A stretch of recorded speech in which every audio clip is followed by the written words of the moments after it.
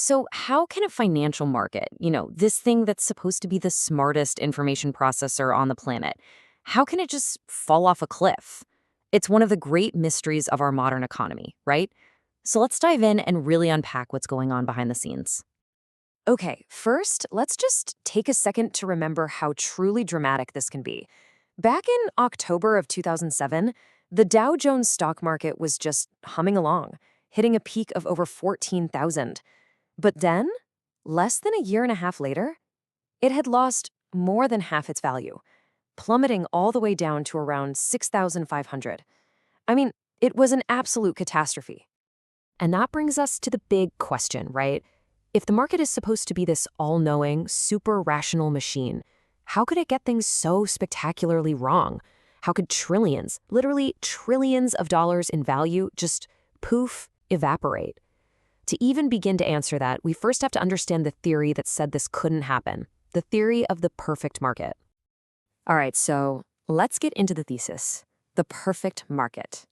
For decades, you had this hugely influential group of financial theorists, and they championed an idea that pretty much became the bedrock of modern finance. Their belief that markets, if you just leave them alone, work almost perfectly, and they called it the theory of efficient markets. And this quote, this just captures the whole idea perfectly. A monkey throwing darts at a dartboard would do as well as any of the greatest experts. Think about that. The theory was so powerful that its biggest fans claimed a monkey, literally just throwing darts to pick stocks, could, on average, get the same returns as some Wall Street genius. And why? Well, because all that expert knowledge was supposedly already priced into the stock. So here's the more formal definition, the efficient market hypothesis. The really crucial idea here is that prices aren't just random numbers floating around. Nope. They are powerful signals that contain all the known information about a company, its health, its future profits, the state of the economy, everything. And the implications of this are just huge. I mean, if the theory is right, you don't need to spend hours reading complex financial reports. Just look at the stock price. It tells you everything. It means a regular person, you or me, can do just as well as a pro because all that expert analysis, it's already been factored in to set the price. The market basically becomes the ultimate supercomputer for figuring out what anything is truly worth. Okay, so that's the beautiful theory, the antithesis, when markets go mad.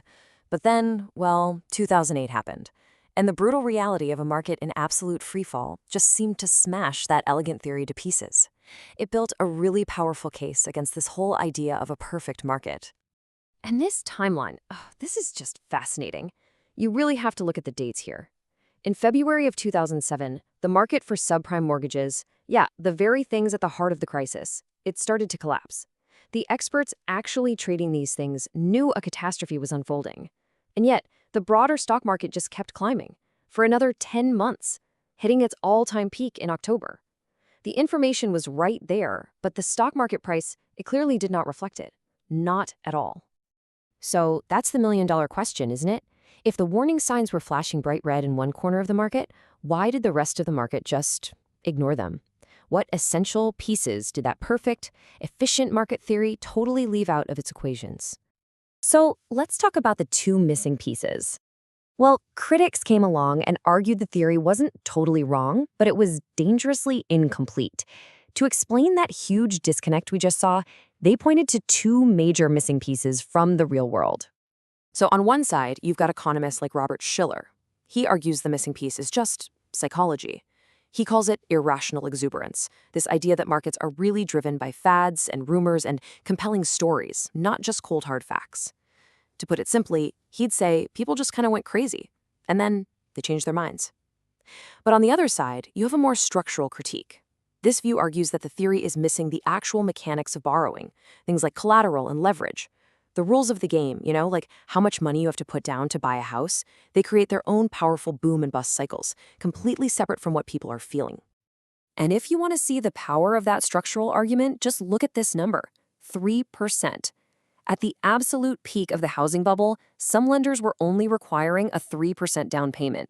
Think about that. You could buy a $100 asset with just $3 of your own money. That's a leverage ratio of over 30 to 1. Now, when prices went up, it created incredible wealth, sure. But the second they fell even just a tiny bit, It wiped people out and sent these massive shockwaves through the entire system. So, where does all this leave us? Do we just have a broken theory? Well, not exactly. The real key here is to combine these ideas, to synthesize them into a much richer, more realistic view of how finance actually works. You see, the standard financial theory isn't wrong. It's just incomplete. It's not useless, far from it, actually. It's incredibly powerful for solving a certain class of problems. The mistake was thinking it could explain everything, especially the kind of extreme behavior we see during a massive crisis. It's a fantastic tool. You just have to know it's not the only tool you need in the toolbox. And in fact, the algorithms that come from standard finance, they're perfect for solving these complex but really well-defined puzzles, like the lottery. Do you take $40 million right now or $5 million a year for 20 years? Or the bookie. How do you take a huge bet on a championship and then use smaller game-by-game bets to guarantee you can't possibly lose money? Or even a mortgage. Should you take a 15-year loan at 5.3% or a 30-year at 5.75? Standard theory absolutely nails these kinds of questions. So at the end of the day, to really understand the future of finance, we need both. We need the elegant math of the old theory for all those day-to-day puzzles, but we also have to account for the messy, unpredictable forces of human psychology and the powerful, often hidden mechanics of leverage. And that leaves us with one final thought. If psychology and leverage were the big blind spots that led to the last crisis, what's the next missing piece that we aren't seeing right now?